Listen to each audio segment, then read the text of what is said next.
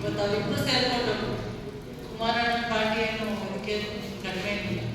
ಬಿಜೆಪಿಯವರೇ ಈ ಒಂದು ಜಿಲ್ಲೆನಲ್ಲಿ ಕುಮಾರಣ್ಣನ ಫ್ಯಾಮಿಲಿ ವಿರುದ್ಧ ಒಂದು ಪತ್ರಿಕೆಯಲ್ಲಿ ಜಾಹೀರಾತನ್ನು ನೀಡಿದೆ.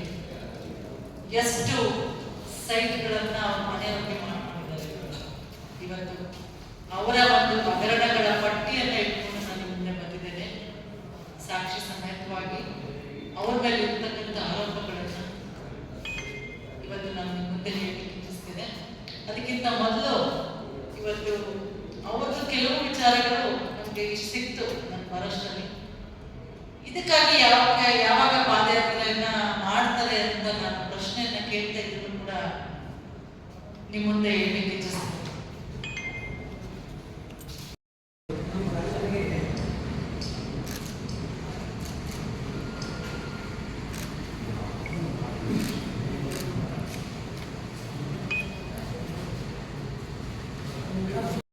ರಾಜ್ಯದಲ್ಲಿ ಅತಿ ದೊಡ್ಡ ಶಕ್ತಿಯಾಗಿ, ಅಹಿಂದ ಶಕ್ತಿಯಾಗಿ, ಒಂದು ವರ್ಗದ ಶಕ್ತಿಯಾಗಿ ಏನಾದರೂ ಇದ್ರೆ ಅದು ಶ್ರೀ ಸಿದ್ದರಾಮಯ್ಯ ಅವರನ್ನ ಇಡೀ ದೇಶ ಒಪ್ಕೊಂಡಿದೆ.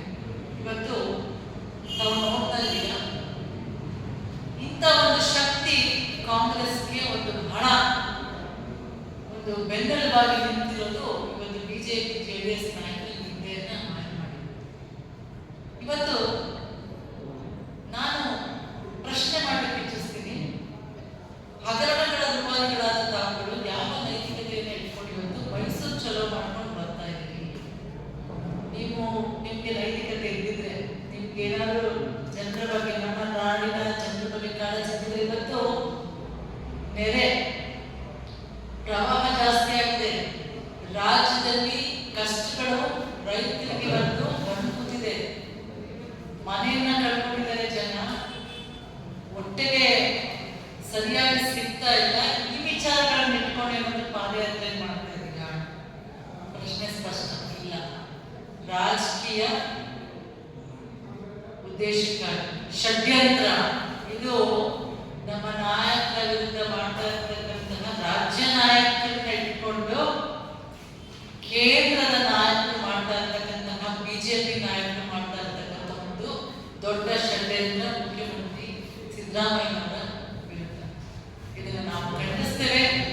ಇವತ್ತು ನಾನು ಒಬ್ಬ ಮಹಿಳಾ ಅಧ್ಯಕ್ಷೆಯಾಗಿ ಖಂಡನೆ ಮಾಡೋದು ಅಷ್ಟೇ ಅಲ್ಲ, ಇಡೀ ರಾಜ್ಯದಲ್ಲಿ ಎಲ್ಲ ಸಂಘಟನೆಗಳು, ಜನಸಾಮಾನ್ಯರು ಇದನ್ನ ಖಂಡಿಸ್ತಕ್ಕಂಥ ಕೆಲಸವನ್ನ ಮಾಡ್ತಾ ಇದ್ದಾರೆ.